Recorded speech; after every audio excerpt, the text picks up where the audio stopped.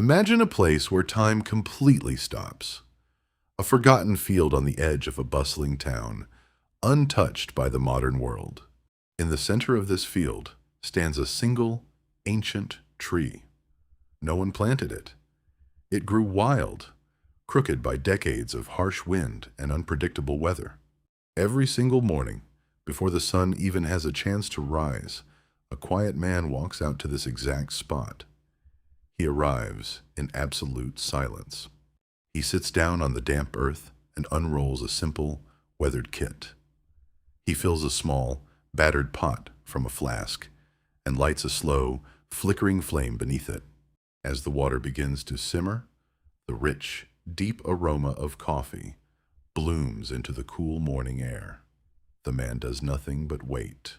Sometimes he watches the horizon with a calm intensity. Sometimes he simply closes his eyes, letting the world exist without his interference. Slowly, the townspeople began to notice his daily routine. It happened gradually, the way a tree leans naturally toward the sunlight. A curious child passed by one morning and asked him directly why he sat there day after day. The man smiled softly. He looked at the child and whispered a sentence that would echo for decades. Because this tree remembers what we forget. Soon, others found reasons to walk by the old field. A young woman arrived one morning and quietly took a seat on a nearby stone. An elderly man with trembling hands brought his own ceramic mug, sitting down just to share the unspoken space. A grieving mother came to sit in the shade. She didn't want to talk. She just needed a place where she could weep without judgment. The man never explicitly invited anyone to join him. Yet, he never turned a single soul away. He didn't preach sermon after sermon. He didn't offer complex philosophies or read from heavy academic books. If you sat near him long enough, a subtle shift occurred deep within your mind. It felt like a green leaf turning toward the morning light. When he did speak, the words were profoundly simple. Most things aren't problems. We just refuse to let them pass. On other mornings, he would simply take a deep breath and murmur. A good breath can carry more weight than 100 thoughts. People began calling it his tree, though he never claimed ownership. They called it the place with the man, though he never requested company. He brought no elaborate rules, no strict guidelines, and no dynamic movements. He only brought coffee and time. Strangely, everyone who spent an hour under those branches left with less than they brought, their internal burdens simply unknotted. Then, one chilly morning, the man did not show up. The field was completely empty when the first followers arrived. No one panicked or ran to find him. They simply took their usual places on the earth and waited in the biting morning air. Someone else stepped forward and brought coffee. Someone else struck a match and lit the small, familiar flame. The man's absence felt incredibly profound.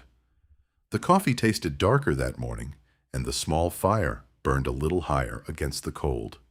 Time passed slower in that spot, forcing everyone to notice every single breath and every creak of the ancient wood above them. The mother who had frequented the spot watched her own reflection in the dark, still surface of the boiling pot. She had always feared absolute stillness. Yet here, surrounded by people who demanded absolutely nothing from her, she finally let go of her grief.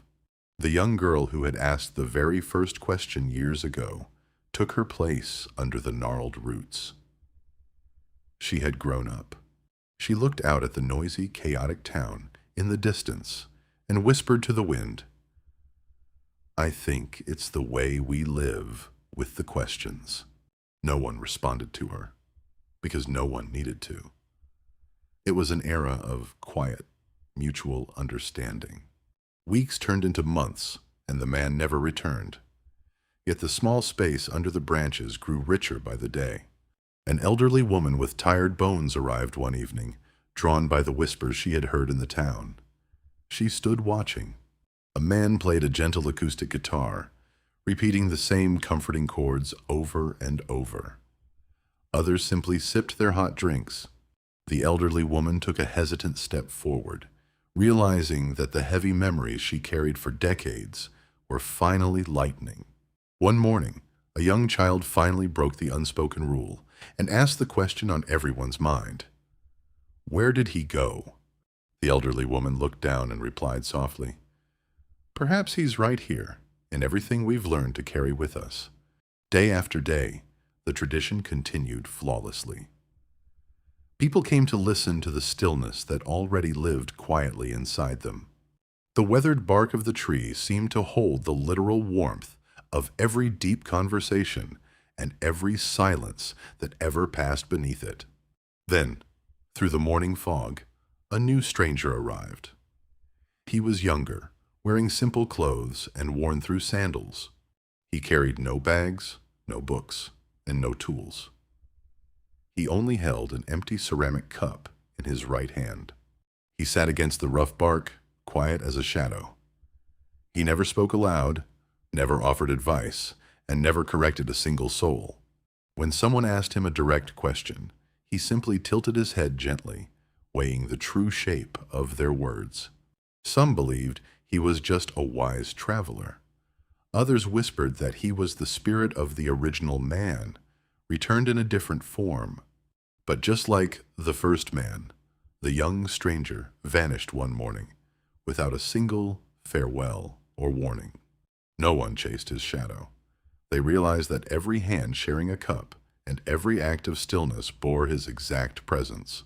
In the morning quiet, as the steam curls skyward, like a question no longer needing an answer, the truth becomes clear. Divine things are never spoken. They are simply lived and never need to be explained.